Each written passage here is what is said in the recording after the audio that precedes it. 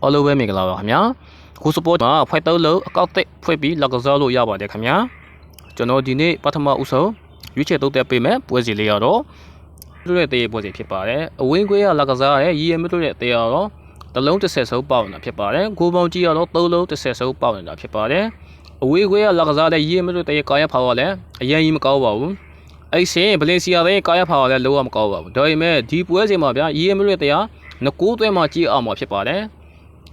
်အဲ့ရှေဗလီစီယာတဲ့တကူသွဲမဲ့ဆိုရင်ရေးမလို့ရ3ကူသွဲမှာကြည့်အောင်မှာဖြစ်ပါတယ်ကျွန်တော်တို့ဗျာဒီပွဲစဉ်မှာတော့ရေးမလို့တဲ့အနိုင်အားကျွန်တော်တို့ပြတ်တော့မလို့ကျွန်တော်မထင်ဘူးဗျာအနည်းဆုံးရေးမလို့ရတလုံးလောက်ပဲနိုင်မလို့ကျွန်တော်ထင်တယ်ဗျာအဲ့ကျွန်တော်အဲ့ရှေဗလီစီယာဘော်ဒီကိုကျွန်တော်ကြိုက်ပါတယ်ဘာဖြစ်လဲဆိုတော့ဗျာရေးမလို့တဲ့မှာဒီပွဲစဉ်မှာဘီနီဆက်ဂျူနီယာအနီကက်ထိထားလာဖြစ်ပါတယ်တခြားသောကစားသမားတွေဒီပွဲစဉ်ကိုမပေါ်ဝင်နိုင်ဘူးဖြစ်ပါတယ်ကျွန်တော်တို့ဒီပွဲစဉ်မှာအဲ့ရှေဗလီစီယာဘော်ဒီကိုကျွန်တော်ကြိုက်ပါတယ်နောက်ထပ်ပွဲစဉ်ပွဲကတော့ဘူလိုနာအသေးနဲ့ပါမသေးပွဲစီဖြစ်ပါတယ်အဲ့ဒီဘူလိုနာသေးရတော့တလုံး30အနိုင်ပေါအောင်တာဖြစ်ပါတယ်ကိုပေါင်းကြီးရတော့နှလုံး90စုပ်ပေါအောင်တာဖြစ်ပါတယ်အဲ့ဒီဘူလိုနာသေးကားရဖောက်လည်းလုံးဝမကောက်ပါဘူးအဝေးခွဲကလကစားတဲ့ပါမသေးကားရဖောက်လည်းလုံးဝမကောက်ပါဘူးဒါပေမဲ့ဒီနေ့တရားဂိုးတွေတွေးတယ်ဂိုးတွေပေးတယ်ဗျာဒါပေမဲ့ဒီပွဲစဉ်မှာကျွန်တော်ကတော့ဗျာဂိုးတွေအပြန်လန်မြတွေ့ရဖို့ကျွန်တော်ထေတယ်ဗျာဒီပွဲစဉ်မှာကျွန်တော်နဲ့ပါမနဲ့ပွဲစဉ်မှာကျွန်တော်ဂိုးအဖို့ကိုကျွန်တော်ကြိုက်ပါတယ်နောက်ထပ်ပွဲစဉ်တွေကတော့နိုင်တင်နဲ့အဝေးခွဲကလကစားတဲ့မူနာကိုတဲရတော့တရေ80စုပ်ပေါက်တာဖြစ်ပါတယ်ကိုပေါင်းကြီးရတော့3လုံး40စုပ်ပေါက်တာဖြစ်ပါတယ်အဲ့ရှင်နိုင်သေးကောင်းရဖောက်တော်တော်လေးကောင်းအောင်တာဖြစ်ပါတယ်အဝေးခွဲကလကစားတဲ့မူနာကိုတဲကောင်းရဖောက်လုံးဝမကောက်ပါဒါပေမဲ့အဝေးခွဲကမူနာကိုကအပိုကြီးပေါက်နေတာဖြစ်ပါတယ်ဒါပေမဲ့ကျွန်တော်တို့ဗျာဒီပွဲစဉ်မှာတော့အဲ့ရှင်နိုင်တဲ့အနည်းဆုံးတရေရလက်ဖက်ပေါ်ကစားမယ်လို့ကျွန်တော်ထင်တယ်ဗျာဒီပွဲစဉ်မှာတော့အဲ့ရှင်နိုင်မဆုံးနိုင်ဘူးလို့ကျွန်တော်ထင်တယ်ဗျာဒီပွဲစဉ်မှာကျွန်တော်အဲ့ရှင်နိုင်ပိုဒီကိုကျွန်တော်ကြိုက်ပါတယ်နောက်ထပ်ပွဲစဉ်တစ်ပွဲကတော့ဘလိုက်တဲ့အသေးနဲ့ပဲလီသေးရဲ့ပွဲစဉ်ဖြစ်ပါတယ်အဲ့ရှင်ဘလိုက်တဲ့အသေးရတော့တရေဆုံးပေါအောင်တာဖြစ်ပါတယ်ဂိုးပေါင်းကြီးရတော့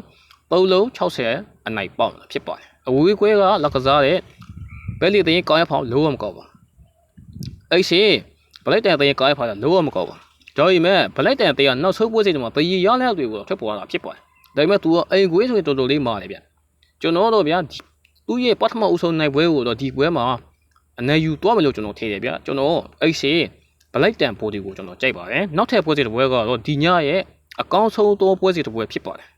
တော်တော်လေးကြီးလို့ကောင်းမဲ့ပွဲစဉ်တစ်ပွဲပါဗျာဒီပွဲကတော့လီဗာပူးတင်းနဲ့မန်စီးတီးရဲ့ပွဲစဉ်ဖြစ်ပါတယ်ဒီပွဲစဉ်မှာအဲ့ရှေလီဗာပူးတင်းရတော့တရေ90စုပ်ပေါအောင်တာဖြစ်ပါတယ်ကိုပေါင်းကြီးရတော့3လုံး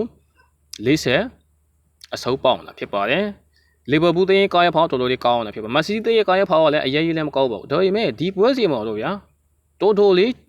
ကိုပြည့်စုံမှုပြည့်ထန်မှာဖြစ်ပါတယ်။ဘာဖြစ်လဲဆိုတော့ဗျာဒီနေ့အသင်းကအမြဲတမ်းတွေးဆုံမှုကတော်တော်လေးကိုဂိုးတွေအပြဲလိုက်နေပြည့်စုံမှုတော်တော်လေးပြည့်ထန်ခဲ့တာဖြစ်ပါတယ်။ဒါပေမဲ့ဒီပွဲစဉ်မှာဗျာလီဗာပူးအသင်းကလည်းနိုင်ချော်ပီယလီဝယ်ခွင့်တနေရကိုတော့သူကရောက်ယူနိုင်မှာဖြစ်ပါတယ်။ဒါပေမဲ့တစ်ဖက်ကမန်စီးတီးအသင်းကလည်းဒီပွဲစဉ်ကိုမဖြစ်မနေအနေရောဖို့အတွက်လိုအပ်နေတာဖြစ်ပါတယ်။ဘာဖြစ်လဲဆိုတော့အာဆင်နယ်အသင်းက6မှတ်တိတိဖြတ်သွားတဲ့အတွက်မန်စီးတီးအသင်းကဒီပွဲကိုတော့အော်ယိုစိုက်ပြီးကံမှာဖြစ်ပါတယ်။ဒါပေမဲ့မန်စီးတီးအသင်းကဗျာတိုက်စီကောင်းတယ်ဗျာဒါပေမဲ့မန်စီးတီးတင်းမှာမကောင်းတာခံစစ်မကောက်ဗျာလီဗာပူးတင်းကလည်းတော်တော်လေးကိုတော့ခြေဟာတော်တော်လေးညိနေတာဖြစ်ပါတယ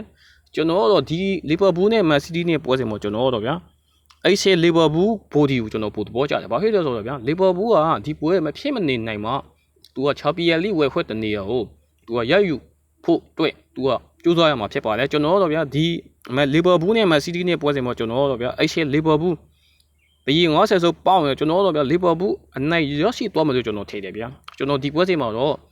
့လီဗာပူးဘော်ဒီကိုကျွန်တော်ကြိုက်ပါတယ်အားလုံးစိတ်ပြေကြပါစေညီကိုတွေကျွန်တော်စီမှာမပါဝဲမယ်ဆိုရင်3မြောက်ကို85ခွန်က83ကိုလာရမေးမြန်းဆက်တန်နေပါတယ